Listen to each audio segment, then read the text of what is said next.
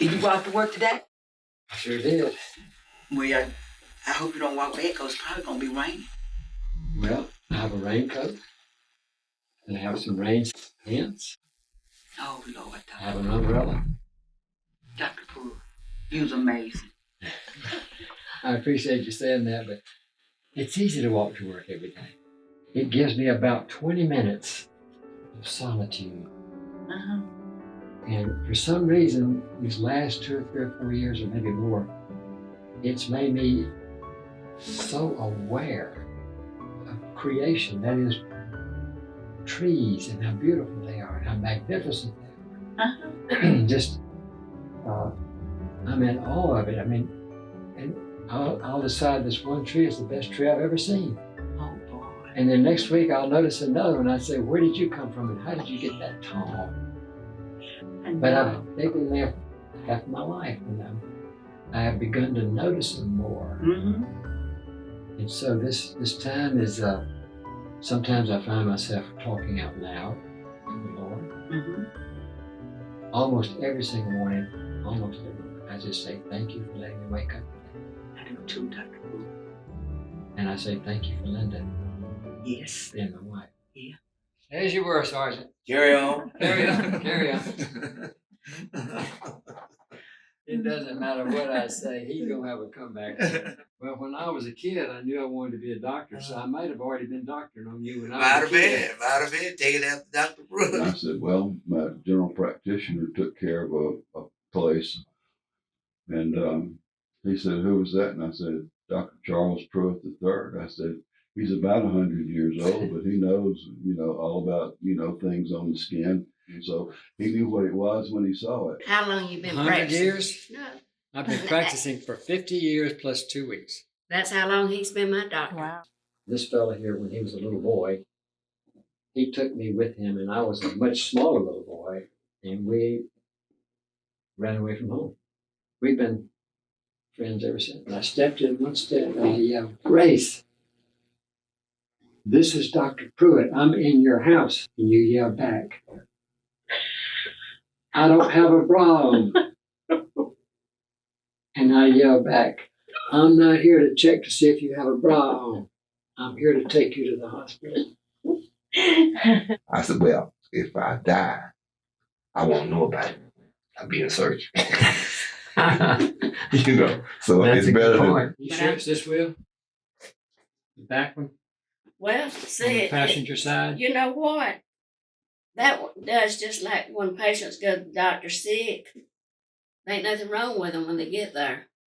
Maybe I should spray it with WD-40 for you before you leave. When I asked you, would I be able to smoke another cigar? And you told me you let me know. I was laughing about that to myself. I hadn't let you know yet, have I? That's right. All right. Who did this in the first place? Pretty good at messing some up. I can feel a lot of breakfast in there.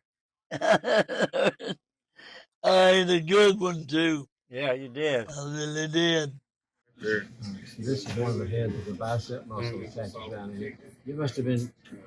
But it only helps it to take up more water. You are so important to this community. Your father has been old Dr. Pruitt. Right. Now young Dr. Right. Pruitt. The last patient I had who knew me as the young Dr. Pruitt, when she called, she said, I want an appointment with the young Dr. Pruitt. And I would just say, thank you.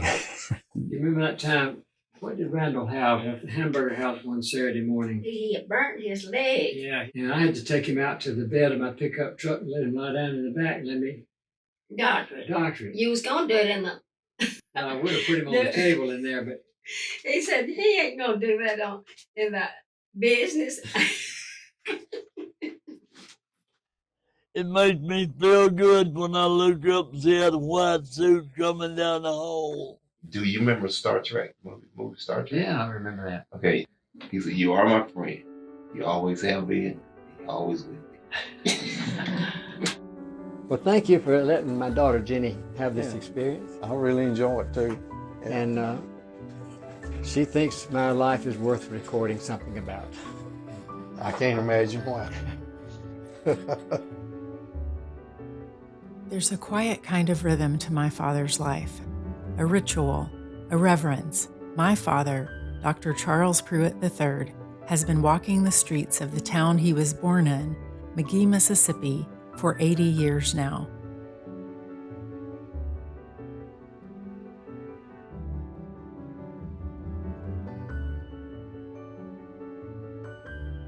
He loves the people of this little southern town, and it shows in the way he cares for them as a family physician for over 50 years. His patients are his neighbors, his classmates, his friends. When he's caring for them, he's listening as much with his heart as with his stethoscope. Growing up, I remember how he smelled just like the clinic. When I would nuzzle my forehead into his neck and hear the rumble of his voice, it was the smell of wooden tongue depressors, of gauze, of stethoscope rubber, of rubbing alcohol. A couple of years ago, he and his patients agreed to let me join them in the exam room. What my amateur cameras captured were the movements of a man who has made healing an everyday practice for more than just the body. A man who's truly built a legacy, one patient, one kindness, one sacred moment at a time. Sit up here. I'm going to listen to your heart. Okay. You still got the flashlight I bought you. You did, yeah. Tractor Supply. Thank you very much. Let me look. Okay, the cornea looks great. As you can see, right. Oof. Oh, sorry. There's no swelling in your legs either. That's a good thing. Thank you. Now you head back just a little bit. Torque your leg out and straighten it out. Did you hear that? Mm-hmm. Come on, push. That's good. Did that hurt? No. Okay. See, this side is flat and that side bulges. That's the mass. Over the years, there have been moments, quiet, ordinary ones, when a life was unknowingly hanging in the balance. From his early days delivering babies and performing surgeries to now, when decades of instinct and experience guide every decision, Dr. Pruitt has a way of noticing what others might miss. His patients remember. Some came in with handwritten notes about the time Dr. Pruitt may well have saved their life. Alan had gone to the ER with shortness of breath, dizziness, and indigestion. No real diagnosis, plaque in the arteries, I was told, but it's normal because you're old and you're fat. But he gave me nitroglycerin tablets. And so what are you supposed to do? Are you supposed to worry or not worry? And I reported to you the visit. And he said, well, did they make you an appointment with the cardiologist? And I said, no. Well, he's the whitest white man I know. The color went out of his face. And he pointed his bony finger at me and he said, you're going to see a cardiologist and I'm going to make the appointment. I said, yes, sir. And they found that artery 75% blocked. And, so they put a stent in. 88% of the people who die from a heart attack as a result of that artery being blocked, they call it the Widowmaker, they die right there on the spot wherever they are. There's no coming back. And so therefore, I tell everybody, Dr. Pruitt saved my life. You know, knowing you, it's not natural for you to just wake up one morning and be short of breath. Associated with indigestion. If you go back to the vital statistics of Mississippi or any other state, back around 1900, the vast majority of death certificates said died of acute indigestion because there were no EKG machines at that time. Now we know that sometimes it is indigestion, but sometimes it's the heart. There are moments that change the course of a patient's healing journey. Alan shared one about his wife, who was in such a catastrophic car accident she was unrecognizable. There's the wall, and there were the clothes that they had to cut off of her, thrown against the wall. It was a beautiful white skirt and a red blouse, and so I knew that this was Linda. You were integral part of her healing because you made her believe and know, but you believed it, that even though she was in a halo and trach, that she was going to be well. eventually. The first time we were here, I said, she won't let me suction her. It's just like it was yesterday. He turned to Linda and he said, why won't you let your husband suction you? And she said, I'm afraid he'll kill me. And Dr. Pruitt said, Linda, nobody has ever died from being suctioned. Let your husband suction you. And so we left here and we went home, and as a result of that, her healing began to speed up because she would allow me to suction her. You had to do everything, because when she's wearing that thing around her head, had she not worn that and that C2 lacerated her spinal cord, she would have been paralyzed from the neck down. And she's driving now, and just so much healing has been involved, and you've been an integral part of her healing.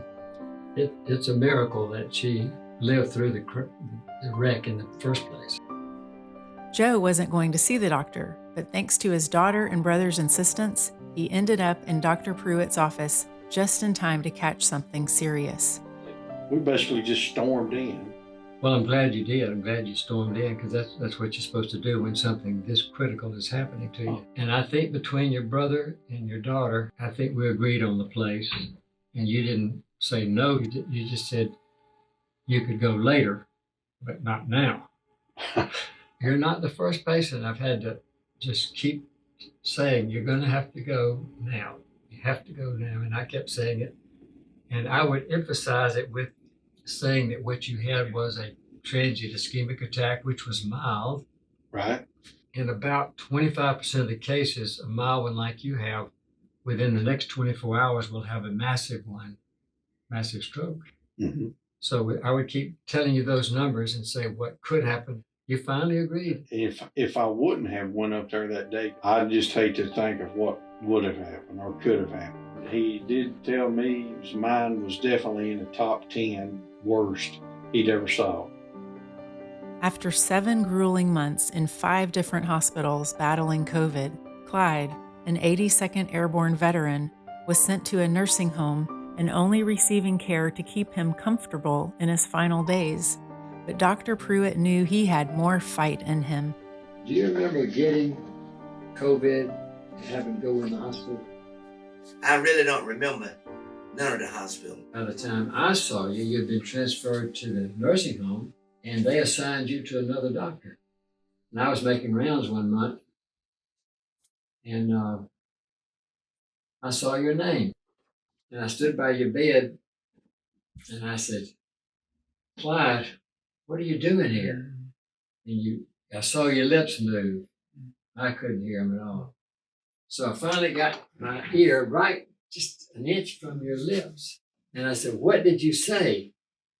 And you said, take me home. I said, Clyde, the only way you're going to get out of this nursing home is you're going to have to get up and walk out. That's it. Because you had lived through COVID, and now they thought you were going to be a nursing home patient for the rest of your life. Right. Because when I looked at your chart, you were taking 2 antipsychotics, a sedative, and an antidepressant. They had you just zonked out. You weren't getting any treatment except just long-term care treatment until the day you died. They would just try to keep you comfortable. And so There's a kind of knowing that doesn't come from charts or test results. My dad knew Clyde Kirk the way you know someone you've grown up with and prayed for and laughed with. He knew his grit, his spirit. First of all, they really had to know who Clyde Kirk was up here and in his heart. You know, if you knew that, you'd say, well, this is unacceptable.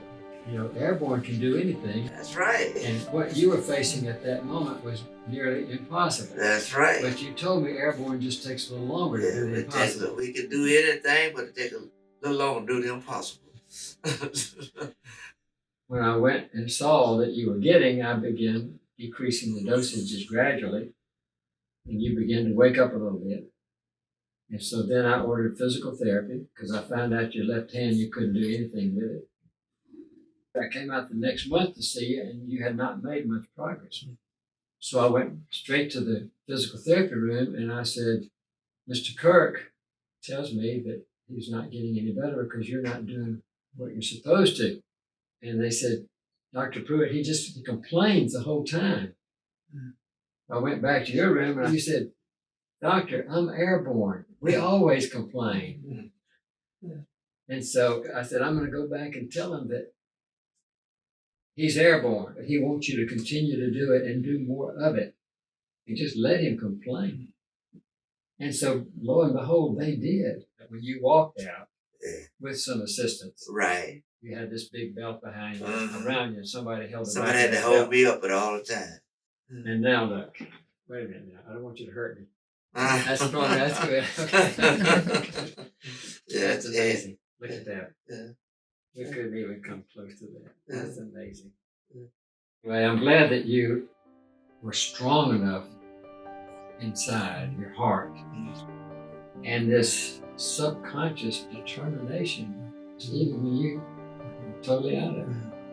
That's why you lived through such a bad case of COVID. I give you a lot of credit, because if it wouldn't have been for you, ain't no telling where I'd have been now.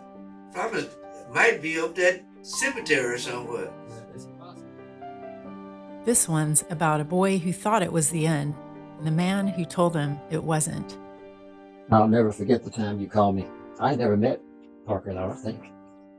And you told me he thought he might be dying. Yes, sir.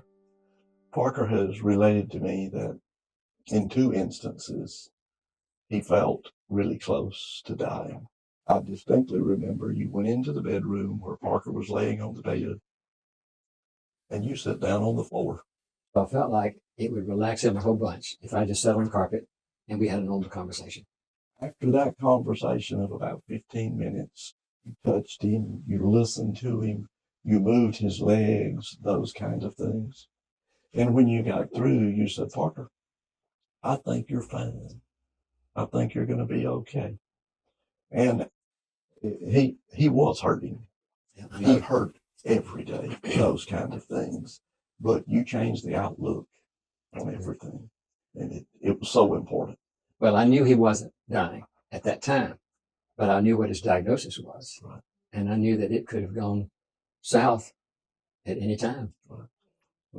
I know that you came up to see Parker, but you really helped Judy and myself and Paige as much as you helped Parker.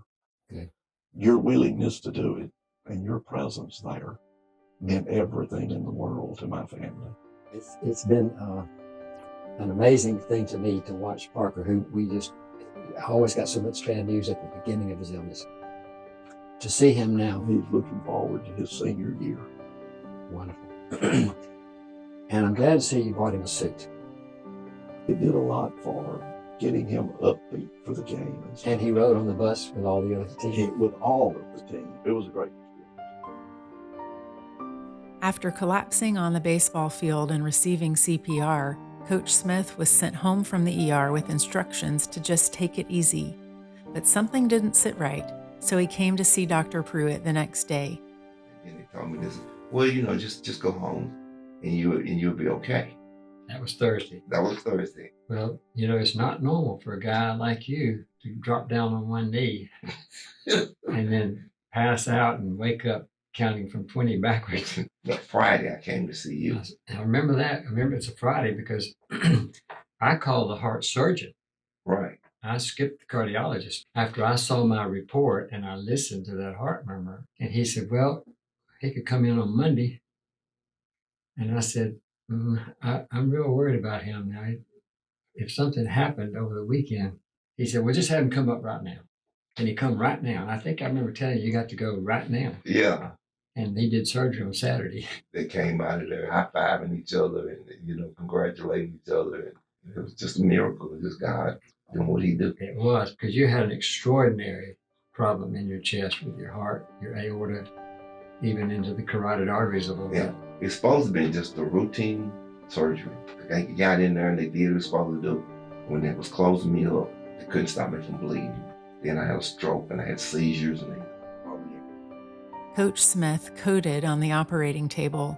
He remembers the vivid, otherworldly journey he took, like it was yesterday, and he shared every twist of that dream with Dr. Pruitt, who listened as if he were there too.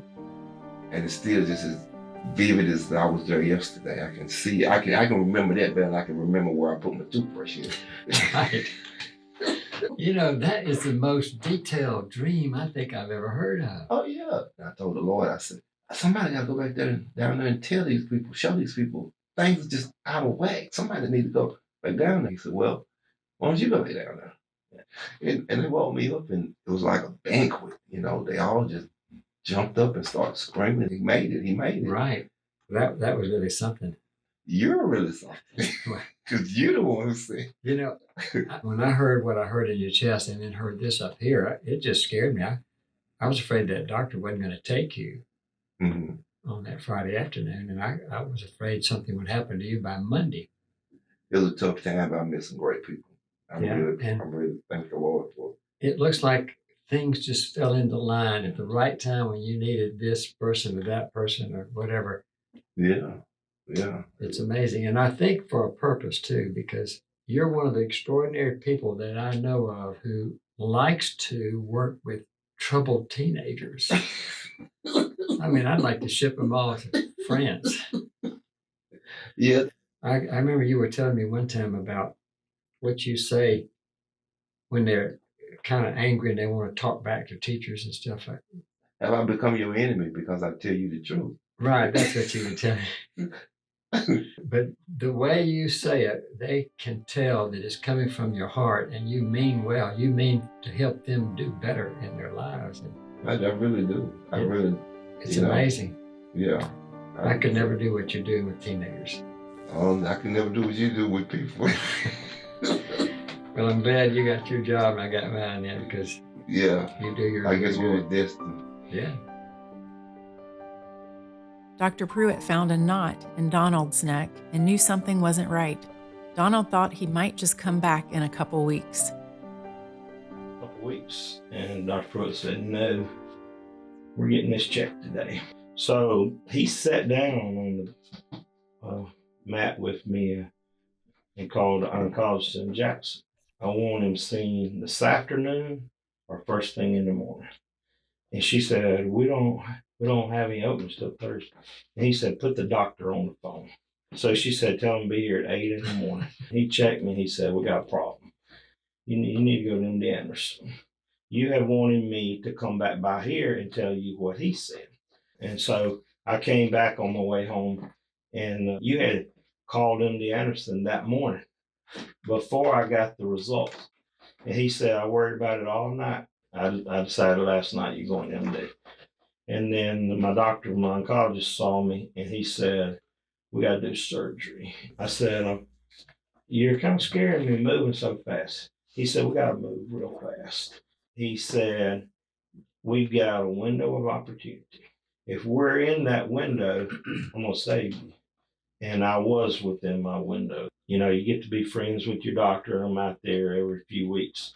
And one day he said, is your doctor in Magee your friend? I said, he absolutely is. He said, does he drink wine? I said, I'm not sure about that. He said, if he does, you should buy him a case of wine. And I said, why? And he said, he quite possibly saved your life. We were close to moving out of our window. I said, that's my doctor over there. It's what he did for me. Even though the biopsy came back clear for a spot Dr. Pruitt had seen on Donald's ear, the doctor knew better. He trusted his eyes over the lab report and insisted on another test, because sometimes the truth hides where only instinct can see it. And I said, yeah, it came back clear. The biopsy came back clear. And Dr. Pruitt said, no, that was melanoma. They did another biopsy, and it came back invasive malignant melanoma. And he asked me how Dr. Pruitt knew. And I said, he looked at it, and he laughed and said, that's hometown doctor, you know. So I was afraid you're going to lose your whole ear. Yeah. They were miracle workers out there. Yeah.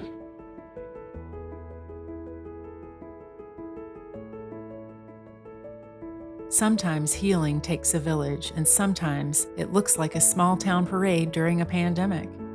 During Parker's long battle with cancer, the town of Magee showed up for him. Donald organized a Veterans Day parade. It was quiet, simple, heartfelt, and it may have been one of the things that helped Parker stop being afraid to die. And I just found out this year that this is Parker Prince's 6th year. Oh, wow. He's still clear after 6 years. And he kicks the extra points in the football game. That's pretty neat. There's a big difference between his bulk now and what he was when he was 10 years old. He was so sick. He was small and sick. And that parade was a great parade, wasn't it? it wasn't. That's the only Veterans Day parade I've ever been in. Oh, really? I didn't have my uniform. I think my daughter took one of my Air Force coats. But I had my hat on. Okay, that's what I had my captain's hat on. And I got out of the car. And they had Parker sitting about 20 yards from the family because it was COVID. Yeah. You know? And so I got out and I stood at attention and I saluted him. I remember that. And I remember he didn't know what to do. His family, Charlie Boy was over there saying, well, salute him back. But I wasn't expecting it. So I held it a second or two, and then I saluted and put my hand on my heart and just pointed right at him. And I wanted to know he was real special. And it was about a year after that he had some sort of maybe an experience or something, but he was no longer afraid of dying. And he told his mother, he said, you can quit worrying now. Well, that's great. That if I die, it's okay. When my dad and Billy Mack get together, it's easy to slip into the warmth of old stories, the laughter, the mischief, the kind of friendship that's weathered decades. But my dad knows the good old days weren't good for everybody. One Sunday afternoon, He loves this story. we were just riding around. It had a little Volkswagen it had. Somehow we heard about a drag race out. Probably Bobby Causey. Yeah, probably so. The lights went down, red, yellow, green. They took off. Well, that little Metropolitan zoomed. And you know how Dr. Pruitt or Charles is. He's changed gears right here. He changed gears right here. He changed gears right here. That's where he was going down. It's like I died. About halfway down the track, that Metropolitan blew up. He blew an engine. Blew it. And I put it by him. And he won the race. He won a trophy. Oh, man. So that was the best time in the world to grow up. It was. For us, it was the best of times. Mm-hmm. Yeah. I walk home every day. On the way home, I walk by the old theater. Well, if you're standing there on the sidewalk looking toward the stage, if you'll notice on the right-hand side of that wall, there's a real smooth concrete on the brick. It goes up in angles. And that is a daily reminder to me that was the stairs that led to the balcony. Stairs, yeah. And the sign on that door was colored only. Oh. And one of my good patients who used to be in the balcony, we talked about that. I said, Clyde, I'm real sorry that you had to sit in that balcony. He laughed. He said, Doc, I'm glad I got to sit up there, because if I was sitting down there and you were up there, y'all would have been throwing stuff down and hitting me there. At the moment it was going on, he was right. So I have this little twinge in my heart when I go by there every day and I see that. Yeah. So for us, it was the best of times, but not for everybody. On his first week back in Magee, fresh out of the Air Force in 1973, my dad quietly took down the colored-only signs at the private practice he joined. No fanfare, no fight, just the right thing to do. All these years later, he still feels the weight of what those signs meant, and he listens when friends like Clyde talk about what it means to be from Mississippi. Well, what's so extraordinary about you is that you came from this little town of Magee, Mississippi. I mean, I don't know how you were looked upon by people from New York and California, but most people don't look too good on people from Mississippi. Oh, no. If you say you from Mississippi, boy, they stereotype you off the bat. Yeah. You have to really prove to, hey, I'm from Mississippi. I am just as good as you. No man is no better than me. Right. I said, if you give me the same book that you got, I believe I can make just as high score you made when you take the test. Yeah. That's what I always felt, even when I was growing up. Yeah.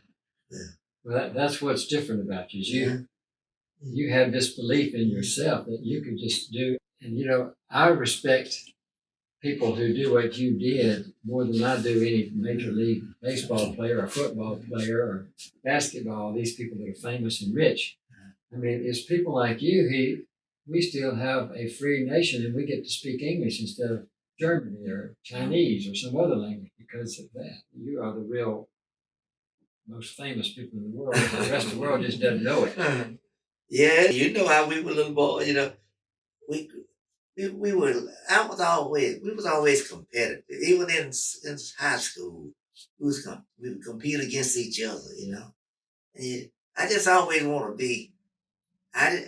If I couldn't be the best, when the best started talking, I want to mention my name.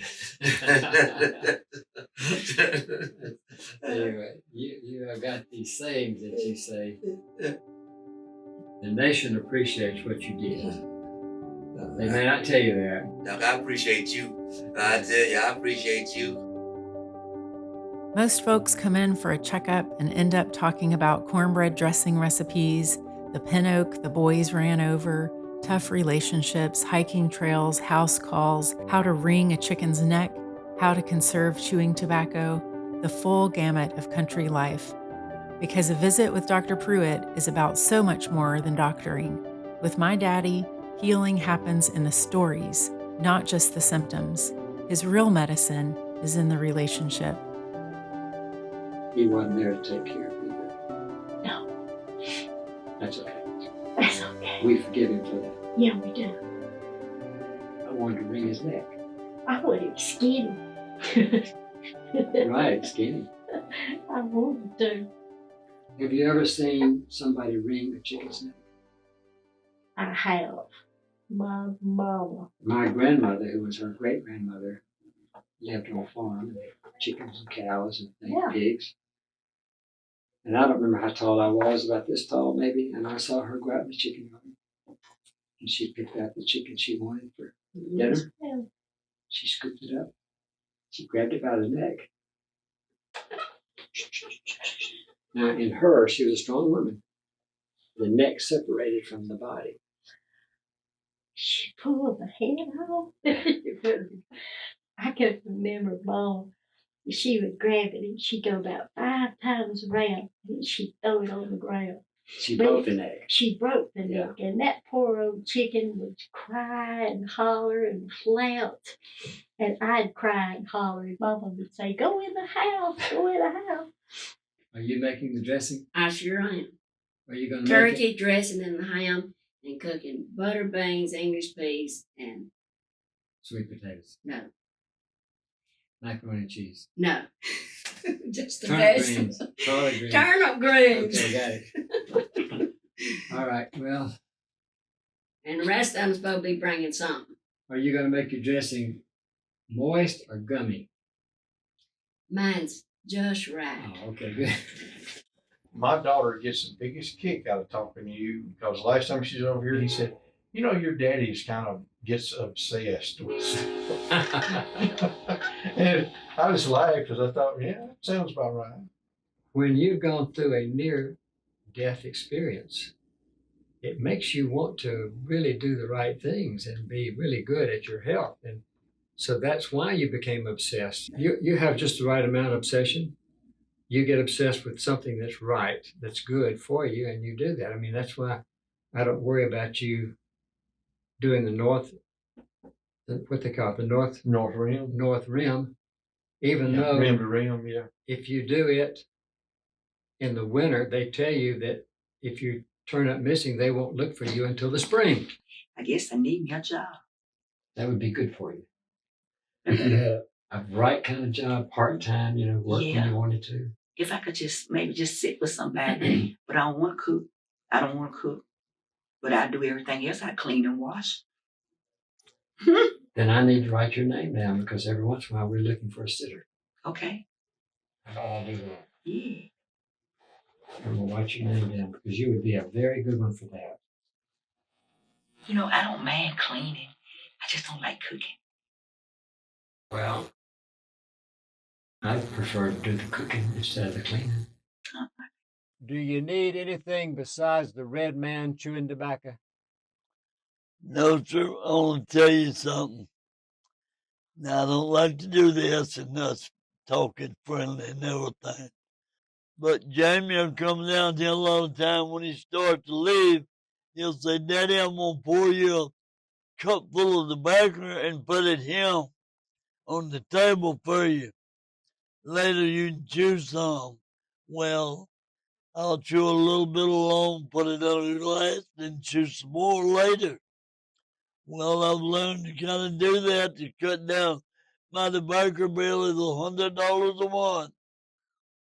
That's a lot of money. It is a lot of money. John will come in the evening and sees my tobacco there, and he'll pick it up and dump it in a trash can all over there. Won't let me have it. I said, if Dr. Pruitt, you wouldn't do that. I like John. I ain't got nothing against him. He's a good man. And he tells me, he said, I'm not going to let you chew in the bed at night because you'll get choked and die. Oh. Well, I appreciate him for that. He's So I don't chew in the bed at night. good because he's right about that. I'm glad he's looking after you, but I don't want him to throw it away. He can just put it somewhere for the next day. I appreciate that because it's not hurt. Right. And when you have to kind of cut corners to live and all, well, the other thing you have to do that other people don't think much about. Yeah. But I was brought up that way. I was too. I know $100 a month is a lot of money, and we don't want to throw any of it away. I heard that. I appreciate that. Well, Good she deal. comes in now, I can have me a little chew, huh? Yes, sir. I'll go. All right. I'm gonna go down there and tell her you're ready for it. Thank you, sir. Thank you. Don't be able to get a John or something because I like him. Oh, He's a good man. I like John's too, and whatever I talk to him about it, I'm gonna smile and be friendly about it. I'll be back to see you in about a week or so. Thank you, Dr. Joel. See, I had a yard full playing football. Oh, So it okay. could have been, All right. They knew who did it. If it they wasn't them. knew who did it because they had duct taped and duct taped and duct taped that on that angle line. Well, maybe now's the time to ask them. I have. And they still don't know, Baba. Don't know. You know, my father was short, I know. and all my days growing up, I wanted to be short, Uh-huh. like my dad. Yeah. But then when I got taller than him, he was so happy about it, I decided I would be too. It's amazing what you've been through. I had to fight this battle by myself. And see, Randall had you to help him fight his battle. Yes. And it was a long one too. It's about 2 years. Yeah. When it hit him real bad, it just put him to bed. Right there in the living room. Well, he stayed in a recliner for several months. He was done getting humped over like this. Yeah. And I told him, I said, I think Dr. Pruitt needs to come get you a hospital bed. And that's the reason I got you to come see him, because if you hadn't, he'd been where they couldn't even straighten him out when he died. Right. Well, I remember when I went out there, you have to drive until you can't go hardly any further, and then you go further out in the country, and then you finally get there. Well, it ain't no trouble me finding home. I know. When I was a little girl, I used to sing that old children's hymn, Deep and Wide, moving my hands like fountains in the air. Deep and wide, there's a fountain flowing deep and wide. Back then, I didn't understand what those words meant, but I do now. It's how it feels to have a relationship that stretches across 50 years, from appendectomies to heartbreak. The kind where you talk about taxes and trust and the ache in your chest, where the doctor who once held your mother's hand through illness ends up blessing your children too. how deep and wide is the bond between a country doctor and the people he's walked beside, generation after generation. Crazy.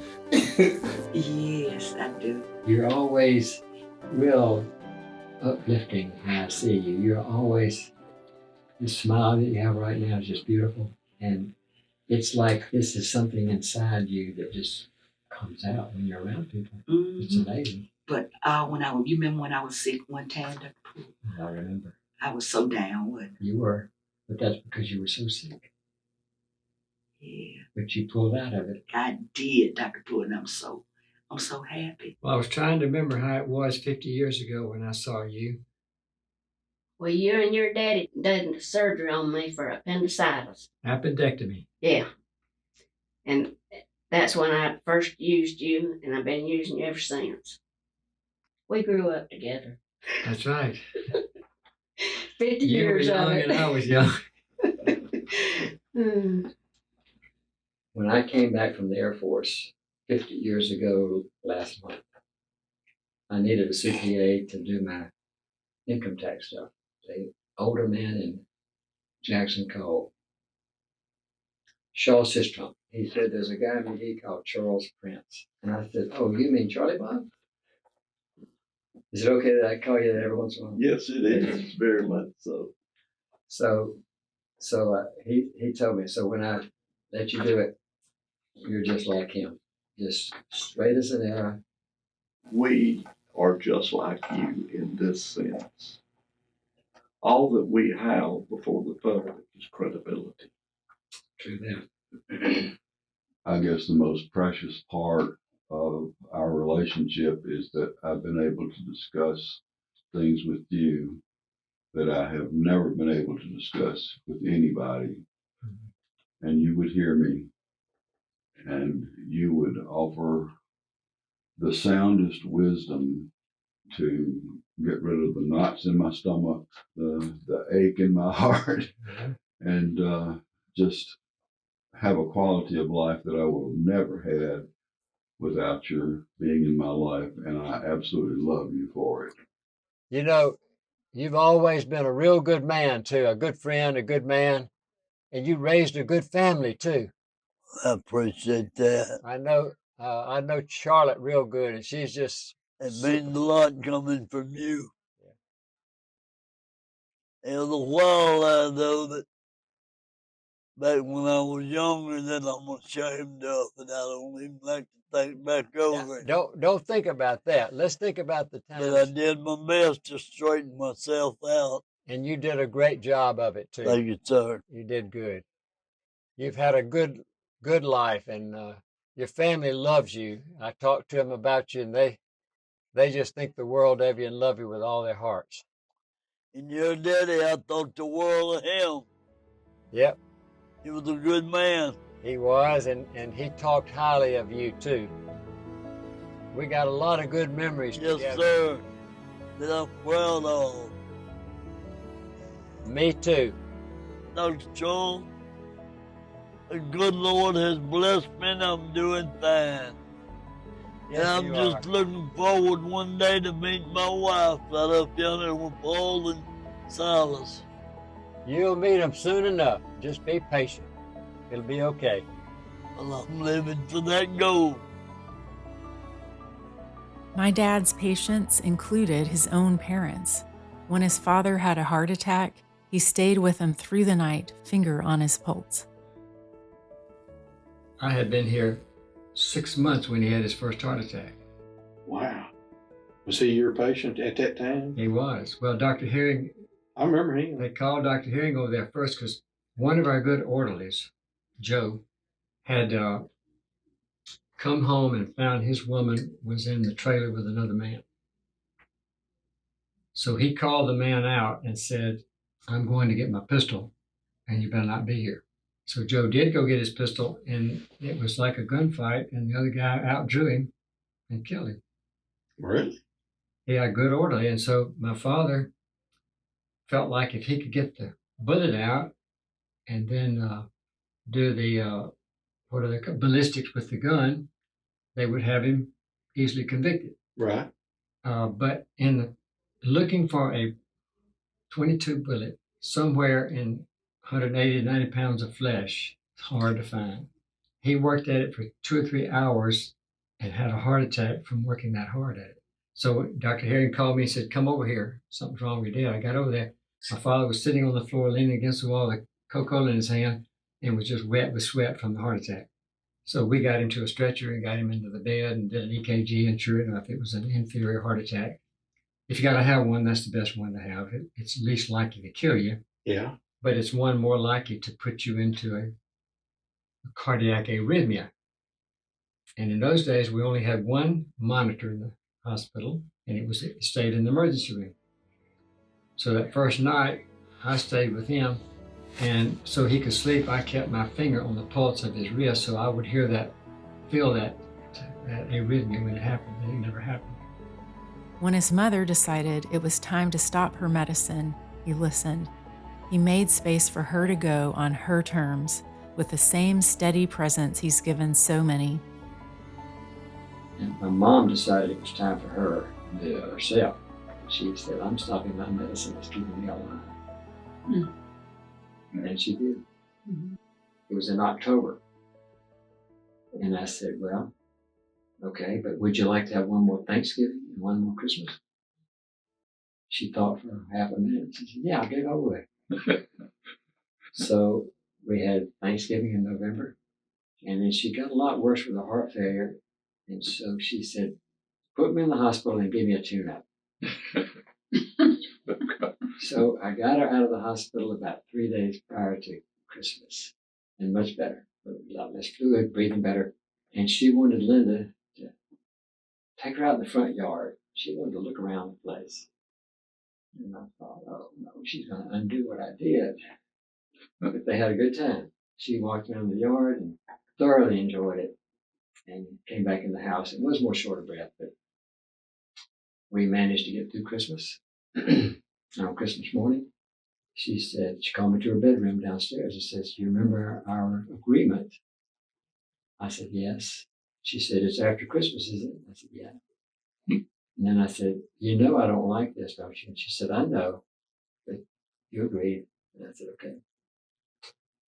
So for the next 3 days, she lay on the couch by the fireplace. That last day, I sat down beside her on the floor so I could just speak real close to her ear. And I started telling her all things that were happy. I said, Mom, LSU's got a quarterback that's going to be fantastic. He's going to be wonderful. We're going to have a great quarterback. We just talked about things that were good. And I was standing over by the fire, with my back to the fire, warming up and looking at her at the couch, looking at me. And then she began having this most interesting smile on her face. And I decided that she was looking at me and saying, what a good job I did in this book. But later in life, I decided she wasn't seeing me at all. She was seeing Something else. Because about less than an hour later, she quietly stopped breathing. Aging slips in quietly through stiff joints, forgotten names, muffled conversations. But every day, Dr. Pruitt offers steady wisdom and practical ways to push back with dignity, strength, and just the right touch of stubbornness. He reminds us that healing is still possible, that life is still worth living. We all have to find something to die of, he says, but until then, there's living to be done. So it won't be any surprise to you to know that people who interact socially with others are healthier, and their brains are healthier, and they develop Alzheimer's much later than the average population would. I wouldn't be a bit surprised. That's true. That's number one. The most important is to keep our joints exercised and muscles useful.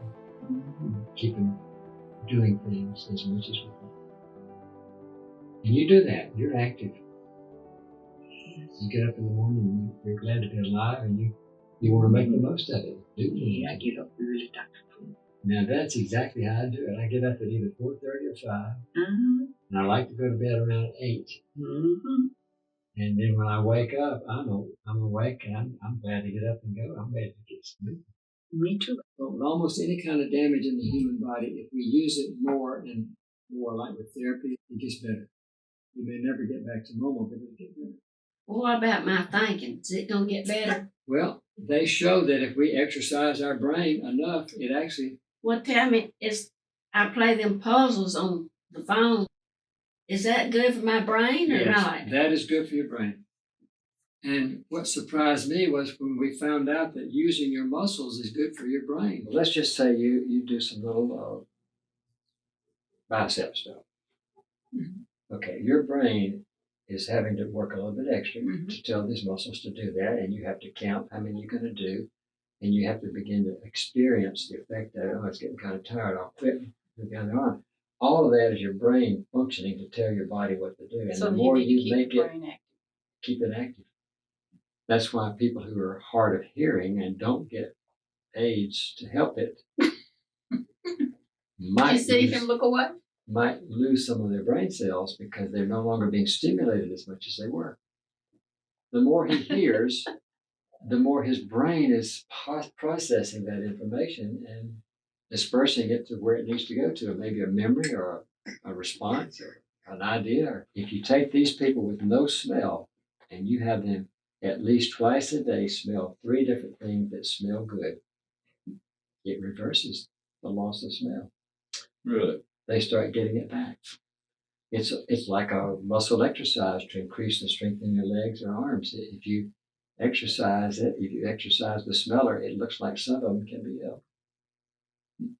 How about that? So these sort of things remind me every day of what the miracle of creation is. The last 2 years has took a toll on me.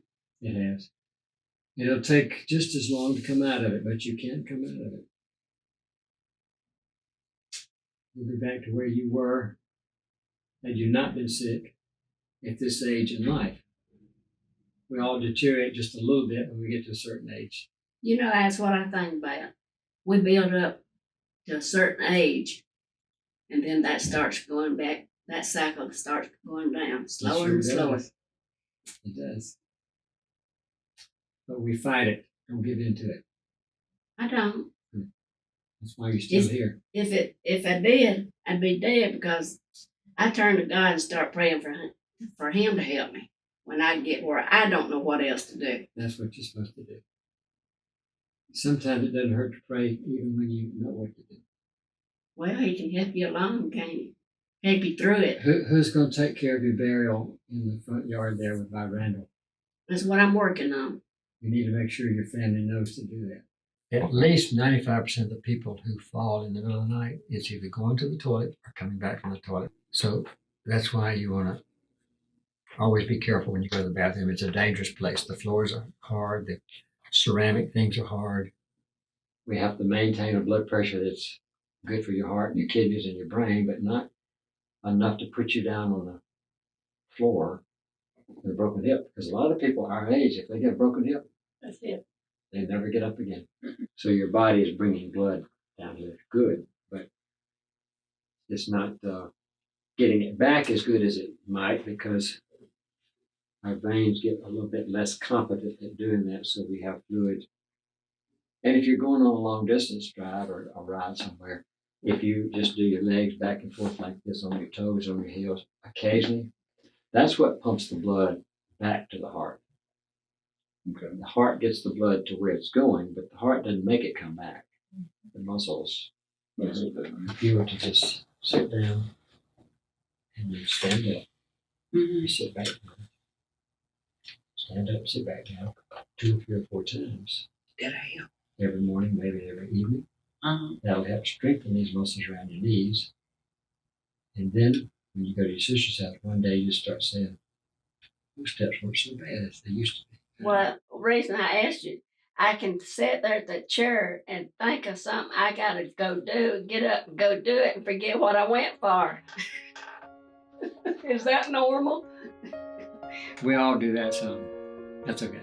That's just when your brain is distracted. Well, see, it messes up when you're playing the piano too. That's what I'm wanting to know. Is this all going to get back together where I can? get it all together again. Yeah, you're not completely over what you went through, but as you get better and better, your piano's going to come back to. Grace wanted to get her ducks in a row before she died, including making sure she was right with God. Dr. Pruitt met her there with assurance, grace, and relief, because peace at the end doesn't come from suffering. It comes from knowing you're already loved. Since I've been ready to die, and I'm getting my ducks in a row, and I want me and God to be like this. The more I try to hold on to him, the more he says, yeah, but you sure have done bad, Grace. So you got to suffer in order for me to take you to heaven. You know, all the years I've ever known you, Grace, you're like,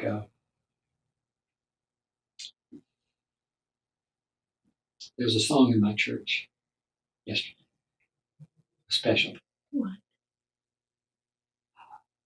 I think it was called An Angel in Disguise. Oh, I bet that was beautiful. I thought of you while it was. Oh, I ain't no angel. Remember what I told you holds up my halo, my horns. Yeah, you always put yourself down. So I just don't think. there has always, in your presence, been a very kind spirit. It shows always when I've been around you.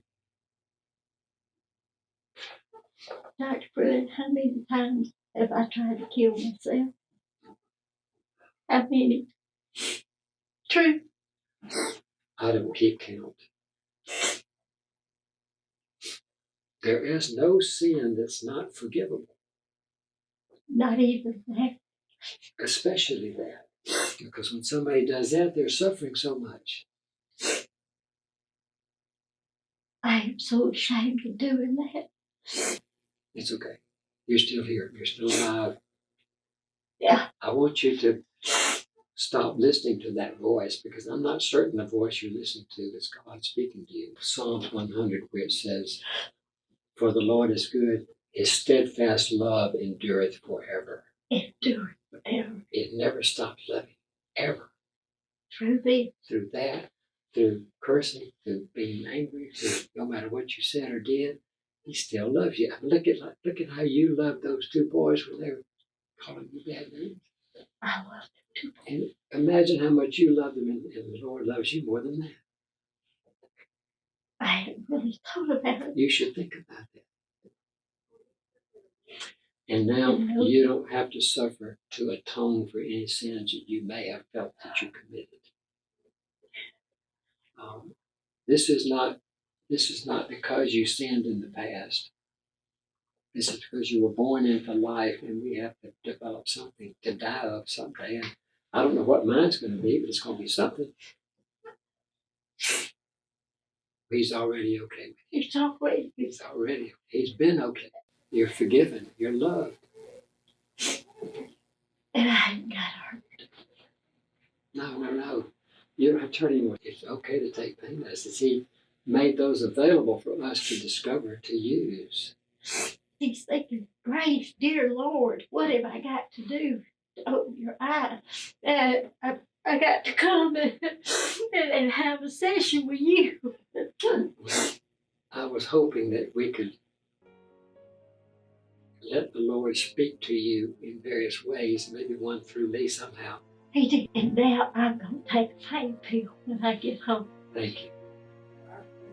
You deserve now to live in peace and calm and no pain if you can. And it's going to hurt some no matter what, but you can control it. I can. It can be okay. Yeah, I can. And you can call here at any time to discuss that, you know. Okay. No. Don't make me have to come back up to your house.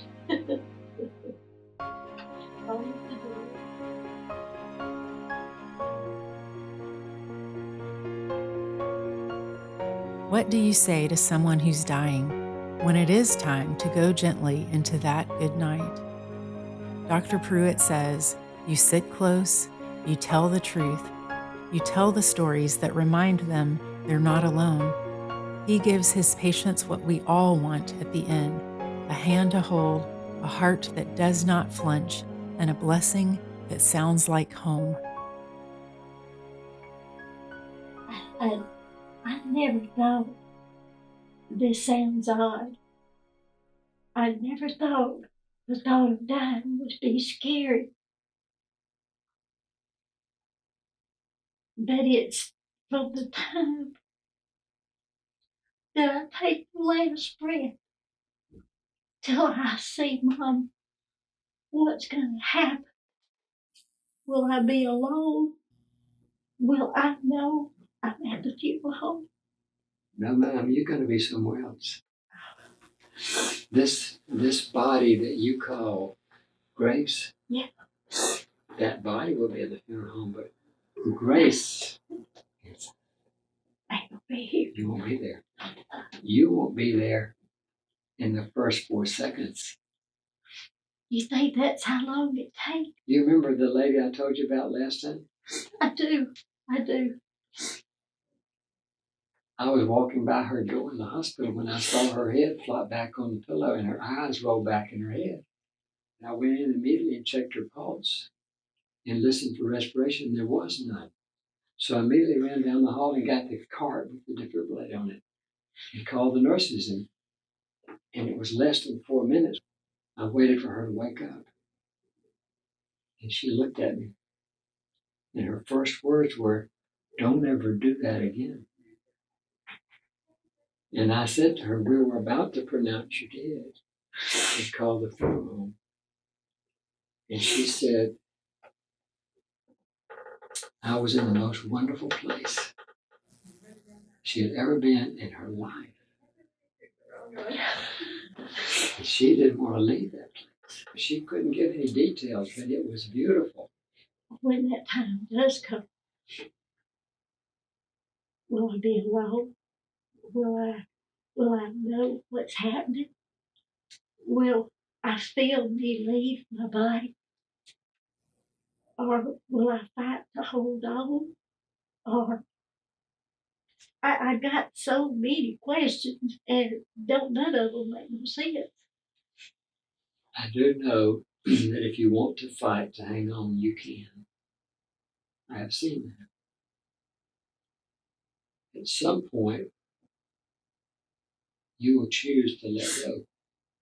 I am so tired. I'm scared to death. Well, I've got one more true story that I watched and I witnessed, and I want to tell you about this. Okay. I had a young woman about in her mid-20s who developed lymphoma in her neck. Anyway, it got this size in her neck. MD Anderson said there was nothing else they could do for her. And so she came home from Houston and asked me what was it going to be like to die. I knew this girl real good. She lived across the street from my mom. Real sweet girl, much like you, but much younger and not as wise as you. I said, "I don't know exactly, but I can tell you what I've seen." I said, "It's easy. Oh, God. It's easy, and there's no pain with dying. It's painless." About 2 months later, on a Sunday morning, they called me to her house, 6 o'clock in the morning. And her husband was there, and her best friend, a girl named Linda, was there, and her pastor, who was also my pastor. And I went in, and she was leaned back in the chair, and she was asleep. This mass was making her breathe very hard and deep. It was more like, and you just knew it had to be hurting her, and you knew she was short of breath. She looked at it and she smiled. She said, "You're right."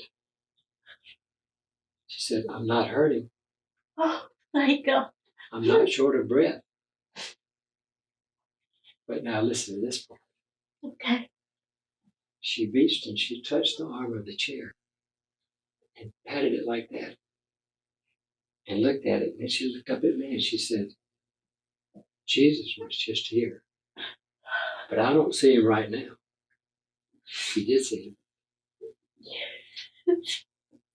Right beside Right beside her.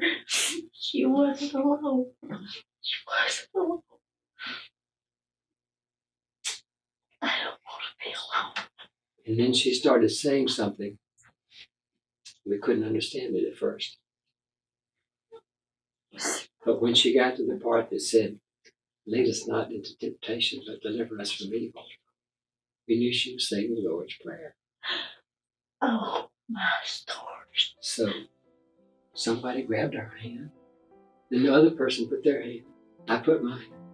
The friend and the preacher. And the friend, Linda said to her, say that again. And she led us in the Lord.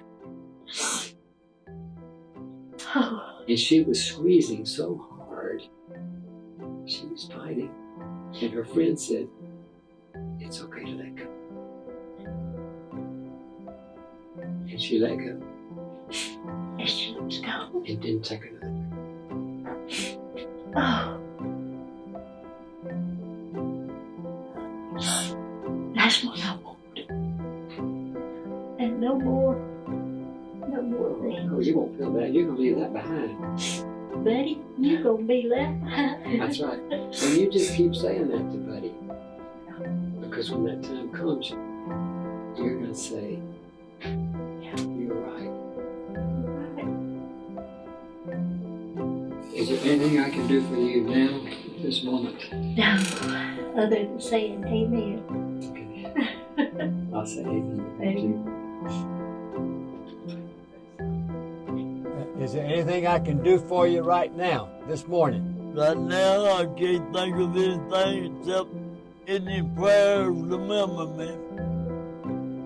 Well, look, I have a little prayer for you right now. That's sure. I borrowed this prayer from the Bible. May God bless you and keep you. May he make his face to shine upon you and be gracious unto you, James. And may he lift up the light of his countenance upon you and give you peace. Amen. Amen. Happy 80th birthday, Daddy, from your gal baby, Jenny. I love you.